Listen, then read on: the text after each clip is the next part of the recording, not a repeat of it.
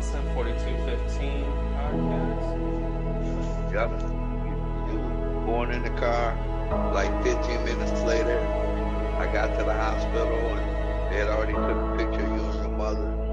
And I remember holding you, and then the doctor came in and I put you down, or I gave it to your mother, and the doctor gave me a bill for $1,300. I was like, what the hell is this? He says, well, this is what it costs to, bring your son into the world. I said, he was born in a car. And next thing I know, that's when everything just broke loose. What does that mean? I mean, the friend of the court was telling me when I could see you, how long I could see you, where I could pick you up, all that kind of crap. Not when he was little, you didn't. No. Listen. I know for a fact, I've been through it before. A friend of the court does not work that fast. It don't work that fast. Okay, so you see him later? Huh? 6 months later.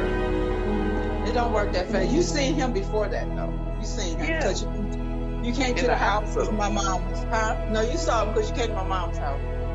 When he was 6 months old, I forgot about that. Yeah, that's right. You did stay with your mother and father when he was born. I forgot. So, Mom, how did you feel knowing that you were pregnant again? 13 years after the last one. Like, did you have any idea? No, I love my kids, and so I said to myself that it was as much my father's as it was his. So I didn't blame him for anything, and I told him that if he didn't want to take care of you, I'd do it. I do on my own. So I never called him. I wouldn't say anything negative, anything like that to him. And as a baby, as a toddler, like how was I? How did you guys respond? You're a good kid. Yeah. You were all right until when I brought you over and I had to go to work on Saturday. You just incessantly cried because you didn't want me to leave you with my cousin or anybody. And if I didn't go to work, I wouldn't have had a job. So I would drop you off at your grandmother's or my cousin's, and they would look out for you. It's just you cried when I was walking out the door, and I just figured you cried yourself to sleep, or you'll figure it out. Hey, man's gonna want my grandma.